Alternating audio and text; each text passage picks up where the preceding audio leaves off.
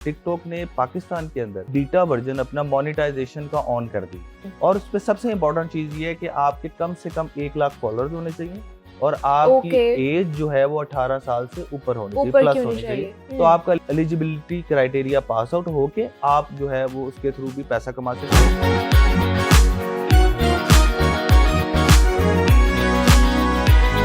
आज दावत दे रखी है वहाब यूनिस हैं, सोशल मीडिया एक्सपर्ट है। वहाब, आपको वेलकम कहती हूँ जागो लाहौर में। कैसे हैं आप? मैं ठीक ठाक, thank you so much. Wahab, ये जो इतनी बड़ी तादाद में टिकटॉक ने जो हज़फ की हैं वीडियोस, खासतौर पर पाकिस्तानी जो लोगों की 1.5 करोड़ आप कह लें, 12.5 मिलियन, क्या वजह है इसकी? और इतनी बड़ी तादाद में जब वीडियोस को या फिर कंटेंट को बैन किया जाता है तो उसके बाद क्या होता है?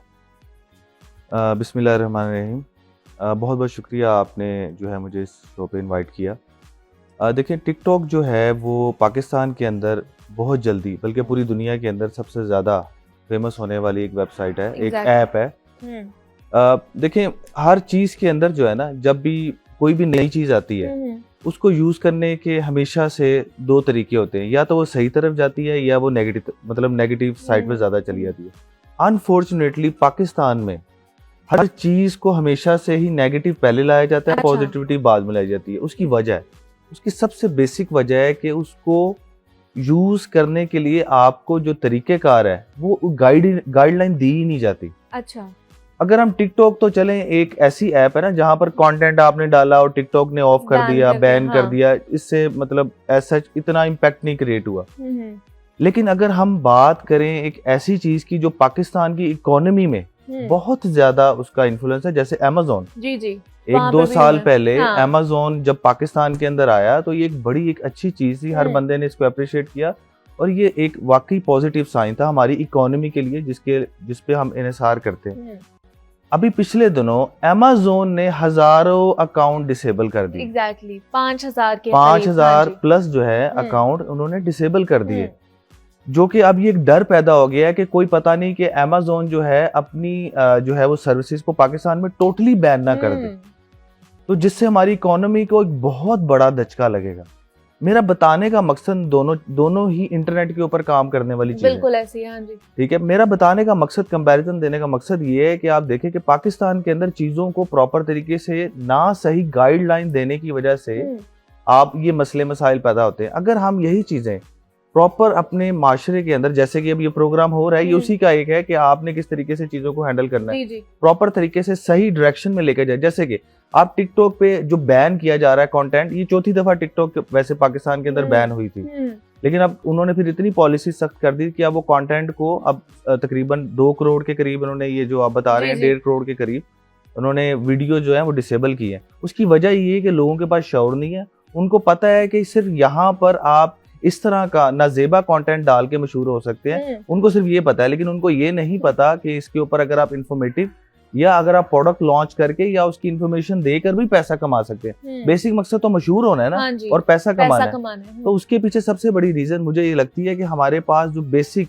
जो गाइडलाइन है वो ठीक नहीं जाती हमारे लोगों तक। अच्छा, अभी अगर सिर्फ टिकटॉक की बात कर लें तो इसकी गाइडलाइंस है क्या? किस तरह हमें मिलेंगे? अगर हम लोगों ने इस एप्लीकेशन में जाना है, इसको यूज करना है, तो कहाँ से गाइडलाइंस मिलेंगे?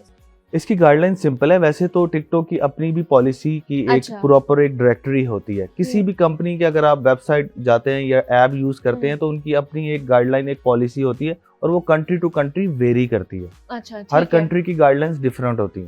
ठीक है। ये फेसबुक ले लें, ट्विटर लिंक्डइन ले लें, इंस्टाग्राम ले लें, जितनी भी सोशल एप्स है, इन सब की गाइडलाइन की अपनी एक प्रॉपर एक होती है। पाकिस्तान के अंदर, क्योंकि पाकिस्तान के अंदर आपको जैसे मैंने बताया 4थी दफा बैन पिछले दिनों हुआ था। जी जी। तो पाकिस्तान और चाइना ने, जो बेसिकली चाइना की ऐप है, तो उन्होंने मिलके कुछ एक नई पॉलिसीज को बनाया कि जिसके अंदर आप कोई भी वल्गर चीज आप नहीं डाल सकते, इस तरह का कंटेंट को, तो वो आपके पास वेबसाइट पे मौजूद है, ऑलरेडी उनकी ऐप पे मौजूद है। लेकिन मैं ये कहना चाह रहा हूँ कि बेसिकली इस गाइडलाइन में अगर हम ये ऐड कर दें इस तरीके से कि आपने एंटरटेनमेंट तो दिखानी है, लेकिन एंटरटेनमेंट को अगर आप यूज करते हुए इंफॉर्मेशन की शक्ल में, जैसे कि आप लाजमी नहीं है कि आपने डांस ही करना है तो आपको टिकटॉक के ऊपर जो है वो ज्यादा व्यूज मिलेंगे। आप उसके अंदर अगर आप मेकअप, फॉर एग्जांपल अगर फीमेल है वो मेकअप आर्टिस्ट भी बन के अपने आप को शो कर सकती है, उस पर भी व्यूज मिलेंगे। हाँ जी। क्योंकि देखिए पूरी दुनिया के अंदर ना एक चीज हमारी सोसाइटी में समझने की जरूरत है, चाहे आप फेसबुक ले लें, चाहे आप टिकटॉक ले लें, चाहे आप ट्विटर ले लें, चाहे आप गूगल ले लें या आप यूट्यूब ले लें, सिर्फ और सिर्फ एक ही चीज बिकती है जिसपे एडवर्टाइजर भी पैसा देता है, जिसपे वो कंपनी भी पैसा देती है, और वो है कंटेंट। और कंटेंट भी प्रॉब्लम सॉल्विंग कंटेंट। ठीक है। देखिए आपके पास कभी भी प्रॉब्लम आती है या आपने कोई नई चीज सीखनी होती है, या आप फॉर एग्जांपल आपको टेक्नोलॉजी का आपको नए से नए अपडेट करना है, तो आप यूट्यूब पर जाते जाके लिखते हैं कि एक नई अपडेट, एक नई ट्यूटोरियल। कुकिंग है तो आप नई रेसिपी सर्च करते हैं। आपने कभी कोई मतलब इस तरह का नाजेबा तो नहीं बंदा सर्च कर रहा था, सीधी सी बात। तो ये समझाने की जरूरत है कि कंटेंट बिकता है, तो हम अगर इसी कंटेंट को अगर हम इंफॉर्मेटिव और प्रॉब्लम सॉल्विंग में ले जाएं, तो फिर आप पैसा भी कमाएंगे और आपका जो अकाउंट है वो भी ऑफ नहीं होगा। अब इसमें एक अच्छी बात ये है कि टिकटॉक ने पाकिस्तान के अंदर अभी वैसे बीटा वर्जन अपना मोनेटाइजेशन का ऑन कर दिया। अच्छा, ठीक है, जिसका मतलब ये है कि पहले तो आप डायरेक्ट टिकटॉक से पैसे नहीं कमा सकते थे, लेकिन अब मोनेटाइजेशन ऑन होने की वजह से उन्होंने इनकरेज किया है कि आप अपने आप को इन चीजों में लेकर आए। लेकिन ये हमारे देखने वालों को बता दें, मोनेटाइजेशन है क्या, इसको किस तरह किया जा सकता है? अभी जैसे मैंने आपको बताया कि पाकिस्तान के अंदर ये एक बीटा वर्जन है। बीटा वर्जन का मतलब ये होता है कि अभी इसको फुली जो है लॉन्च नहीं किया गया। इन्होंने तकरीबन 10 से 12 कैटेगरीज के अंदर इस प्रोडक्ट को लॉन्च किया है अपनी मोनेटाइजेशन सिस्टम को। जैसे यूट्यूब भी मोनेटाइजेशन लॉन्च करके उसने काफी अर्से से चला रहा है। फेसबुक ने भी रिसेंटली पाकिस्तान में अल्हम्दुलिल्लाह लॉन्च कर दी है और उससे लोग बहुत पैसा कमा रहे हैं। इसी तरह टिकटॉक जो है वो भी बीटा वर्जन की शक्ल में लेकर आया, जिसमें उसने जो कैटेगरीज रखी हैं उसमें मैं चंद कैटेगरीज आपको बता देता हूँ, जैसे कि fashion, cooking, makeup, sports, technology, इसके अलावा एडवेंचर। मतलब ये वो कैटेगरीज है जिसके अंदर रहते हुए आप अपना कंटेंट जनरेट कर सकते हैं। और उसमें सबसे इम्पोर्टेंट चीज ये है कि आपके कम से कम 1 लाख फॉलोअर्स होने चाहिए और आपकी एज जो है वो 18 साल से ऊपर होनी चाहिए, प्लस होनी चाहिए। सही। फिर आपकी एलिजिबिलिटी, इसको कहते हैं एलिजिबिलिटी क्राइटेरिया, तो आपका एलिजिबिलिटी क्राइटेरिया पास आउट होके आप जो है वो उसके थ्रू भी पैसा कमा सकते हैं। टिकटॉक आपके कंटेंट के ऊपर एडवर्टाइजर से ऐड लेके चलाएगा और उससे अगेंस्ट आपको भी पैसा देगा और आप जो है वो डायरेक्ट एडवर्टाइजर से भी पैसा कमा सकते हैं। लेकिन सब्जेक्ट टू एक ही चीज है, आप ये नहीं कर सकते कि कंटेंट से हट नहीं सकते आप। नहीं हट सकते। अगर कुकिंग का चैनल है तो आप उस पे एंटरटेनमेंट नहीं डालेंगे। अच्छा। अगर मेकअप का है तो आप उस पे कुकिंग नहीं डालेंगे। तो ये कुछ ऐसी चीजें हैं कि जिसका हमारे यूजर को ख्याल रख, इसीलिए तो अकाउंट बंद होते हैं। ये this is the main reason कि एजुकेशन उस तरीके से पहले आपने गाइडलाइन पढ़नी है, फिर ही आपने आगे जाना होता है। तो इस तरीके से आप इस पे पैसा कमा सकते हैं। और अगर जिनका ये गाइडलाइंस नहीं ये लोग इख्तियार करते हैं, उनके ऊपर नहीं फॉलो अप करते, तो उसके बाद उनका मुकम्मल तौर पर बैन हो जाता है, कुछ अरसे के लिए बैन होता है, वो दोबारा से बहाल हो जाता है? अच्छा, इसमें जो है ना हर डिफरेंट चैनल की डिफरेंट पॉलिसीज है। टिकटॉक की अगर बात करें तो उसके अंदर भी वो पहले आपको अलर्ट करता है, आपके कंटेंट को वो इंटीमेट करता है आपको कि जी ये जो आप वायलेशन की तरफ जा रहे हैं। कुछ आपकी वीडियोस को ब्लॉक करता है, जैसे वीडियोस डिलीट करता है। लाजमी नहीं कि फौरन उनका ये नहीं होता कि वो अकाउंट ही ब्लॉक कर दें। Account is different.